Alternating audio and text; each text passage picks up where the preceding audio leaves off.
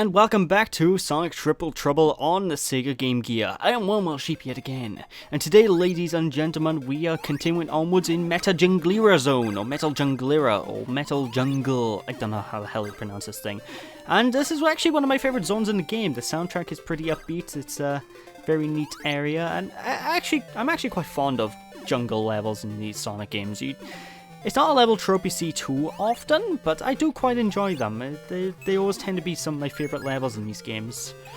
But moving onwards, one thing I want to bring attention to with this game in particular is the hit collision detection. This is a bit of an issue with a lot of the Sonic games on the Game Gear and Master System, but it's very, very obvious in this one in particular. The hit detection is a bit off. Like, for some reason, instead of as soon as your sprite touches a ring, you collect the ring, as you'd expect. What basically happens in this one, I noticed, is that, for some reason the game considers the hitbox to be around the head of your sprite. So sometimes I've noticed that I'm trying to collect rings and what have you, and they'll just clip through my body. So it's a little annoyance that I've noticed. It's very easy to deal with for the most part, but it's just something I've felt worth noting, because it just drives me mad when I play games and hit detection's just a little bit off. But I digress.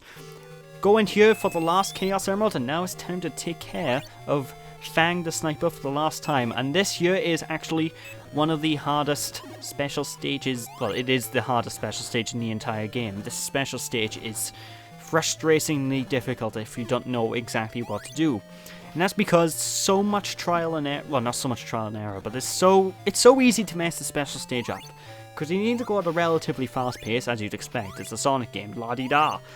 But there's so much precision you need to get to the end that I don't like getting 100% for the in this game that often because of the special stage alone. It takes a lot of trial and error usually before I'm able to complete the special stage. Well, I say trial and error. Usually what happens is I can't do it, and I'll rage quit the game, and I'll try playing the game a different day. But I digress. But one thing you do need to make note of is if you're at this point by here, you notice I'm bouncing off these springs to break those blocks. You need to do that if you're playing as Sonic.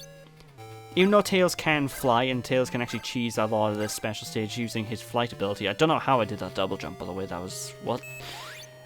Basically, as Sonic, you don't want to break any of the blocks, and whenever you reach certain points, you just need to make sure you're not in a bowl, so you don't destroy platforms, because otherwise you fall to the ground. It's a really annoying special stage. It's very difficult to get through, but once you got exactly what to do in hand, it's more than manageable enough. And now we can take care of Fang's final creation, his drill machine, and this might as well be the drill-o-matic machine from.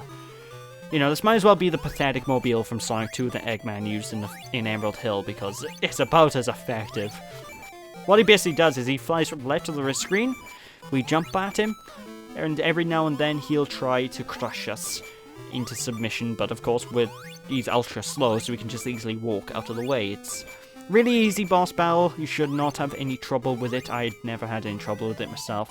And once you get to the end of the boss battle, he will get stuck into the ground, which will allow you to just pound on him until he gets buried, and buried alive. That's a way to go. But of course, with that is the final Chaos Emerald of this done and dusted, which means we can now just simply go straight to the end of the game. We can just do a straight playthrough from this point onwards, which means in theory we'd get through the levels a little bit quicker, but from this point the levels do get a little bit longer to complete, so, Anyway, moving onwards, every time. One thing you may notice as well is every time we collect a Chaos Emerald, the Chaos Emerald box will magically turn into a ring box, so you get a free 10 rings whenever you come under the special stages. Because you basically, whenever you leave special zones, you usually have 0 rings left. Like, you use up all your rings to just gain entry to the thing. So, I'm so thankful for the fact they just give you a way to get rings back. But, I digress. Also, these little castigate thingies that we've seen throughout the course of this zone, you can just simply jump into them, and they will give you a launch into the air, if you have noticed. So just launch out, then move from point A to point B, and Bob is your uncle. In fact, the only thing about this zone I could say is very annoying is just it has a lot of bumpers throughout the course of the zone, and the bumpers are very similar to the bumpers you see in the likes of Sonic CD. Makes sense because this game did come out just after Sonic CD, I believe. So, was it just after Sonic CD? I don't know. I can't remember if I had a Sonic LP done after. Because I'm doing these Sonic games in order of release to LP on my channel, so I don't know, I get Sonic CD vibes, basically. That's what I'm getting at with those bumpers that are in this zone, and they're just as annoying as they are in Sonic CD. I'm not a big fan of them. I would honestly prefer the level if they weren't there. But that's just me, personally. Although I do one thing as well I want to make note of is whenever you go back into a ball form, whenever you jumped off a spring, you will actually be able to control your momentum a bit more if you do that in comparison to if you just stay in, his looking up sprite like he's doing right now.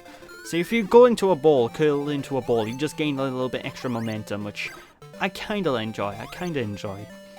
And there is actually one bug in this game as well that's still present from Sonic Chaos that I don't know what causes it. Where sometimes if you're rolling, you will not be able to jump. Your jump button will just become disabled for a few seconds, and it's very rare it happens. In fact, it happens even less in this one than it does in Sonic Chaos, but it's still an annoying thing. I've never been able to figure out how to stop that, how to manipulate that properly, because it's a nightmare, It's just an absolute nightmare.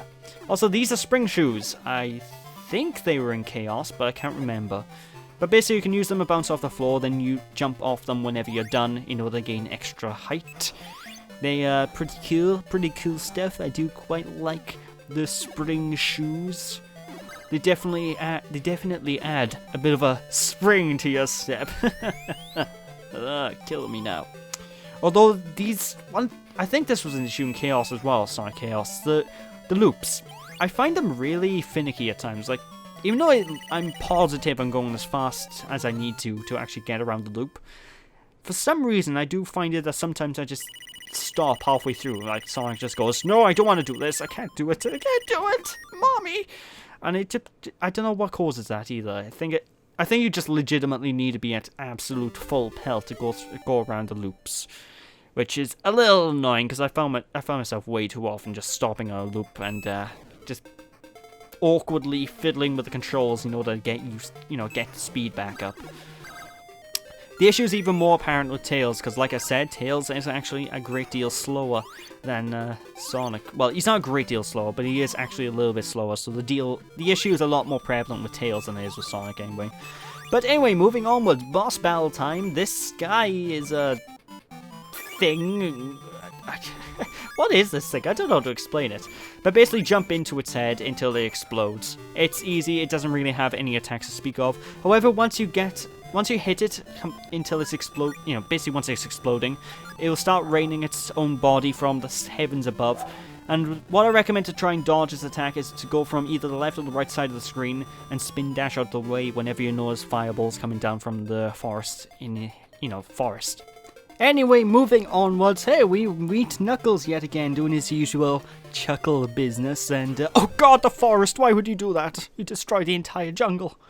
Seriously, does this take place in Angel Island or something? Because he just happens to have these traps set up everywhere, and I don't know, I can't see him setting up traps like this in places outside of Angel Island, considering that's his home, he wouldn't do that to Mystic Ruins, would he?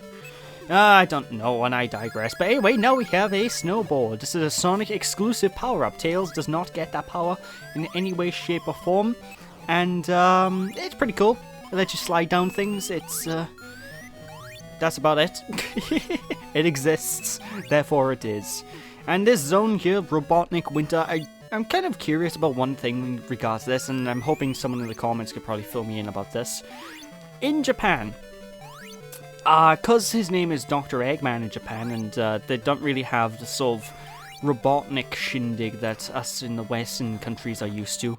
Well, I say Western, but does Britain count as the Western world? I assume it does. But you know what I mean, like in Japan and stuff. Is this still called Robotnik Winter over there? Because They call Robotnik Eggman over there, you know, like how back in the day we used to call Eggman Robotnik over here. Even though these days both names are official and his full name is actually Dr. Eggman Robotnik, which is a very, very crazy name to have. Because the Eggman part of it just says, oh, okay, he looks like an egg, therefore he's called Eggman. Then his second name is Robotnik, which I think it's Czech for the word slave. So I'm just like, oh god, egg slave, oh my. It's quite different. But anyway, Robotnik Winter as a whole zone, it's a very simple zone to get through. Basically got all these ice blocks everywhere you need to deal with that you can get through simply by spinning and pressing curling into a ball at the correct time. You'll be able to go through all these ice blocks. And there's loads of fake pits listed about as well, that if you fall down each of these pits, a giant gust of wind will blow you back up and allow you to progress further on into the stage. It's a very simple stage, it's pretty neat.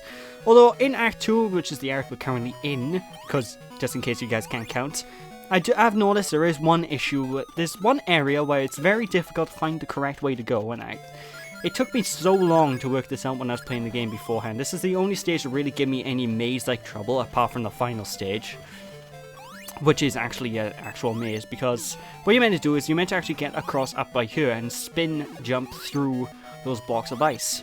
Otherwise, the level will basically loop around. At least I couldn't find any other pathways to go. And playing this for the first time and getting to this point of the game, it spun me out. if you ignore the pun even. Just trying to figure out where to go, because I am meant to go through that one very small passage, and as you can tell, I'm having a bit of trouble getting through here. You know, it's a little tricky to get through. It's more than easy enough too once you figure out where you're meant to jump. Like, I'm meant to jump right there. There we go. Bob's your uncle. Now I can spin straight through. But I have had a couple of playthroughs where I get really stumped and I forget that area's there. So I just find myself going around in a circle trying to figure out, okay, where's the exit? For God's sake, I'm lost. I'm lost in a video game where you basically spend the entirety of it going right. And that is why that's a good example of why everyone I know of that says Sonic the Hedgehog's all about going right to win or boost to win. You know, you just go forward and jump. That's my main argument. Well, that's one of my main arguments anyway, because let's face it, if you held only the right button, there's very few Sonic games, if any, that you would actually be able to complete. Actually, I'm trying to think. I don't think there is any Sonic game you'll be able to complete just by holding forward. I don't know. Can someone put that to the test or something for me? Like, there's a challenge to anyone out there who's very skilled at these games. Try and beat one of these games just by holding forward. See if you can do it. I'll be shocked if you can do it, but but you know, it's a neat idea. It's a neat little challenge. See if it's possible, because I'm legitimately curious if it is possible to do that. But I digress. Anyway, time to move on to the final act of this zone. These penguin things are a bit of a nuisance, and getting up this cliff is a bit of a nuisance, but hey, we have a penguin bot to deal with. Now, this penguin bot has fire on the bottom of it, as you can easily tell. If you touch the fire, it will hurt. Try not to, and just continue trying to boop it on the side. And this is one of those boss fights that, as you hit it more and more, it actually gets easier because the fire will slowly drip away. Because obviously you're damaging the exhaust ports, aren't you? You're damaging the mech. Therefore, it should technically get easier. That's one thing I always found weird in video games. It's just a video game exclusive thing. When you fight mechs and stuff, and fight boss battles generally get harder as they go on. But if you think about it, they shouldn't get harder. They should get easier in technicality, you know, if you really think about it, because... Oh, suddenly avalanche. Because of, if you destroyed all of someone's mechs, obviously they have nothing but the weaker mechs left. You know, they'll use the strongest mechs first, if you go by logic speaking, but I digress anyway. Moving onwards, that is it for this part. So thank you all for watching, hope you all enjoyed, don't be sheepish, and I'll catch you all next time in the finale of Sonic Triple Trouble. Catch you all after. Bye!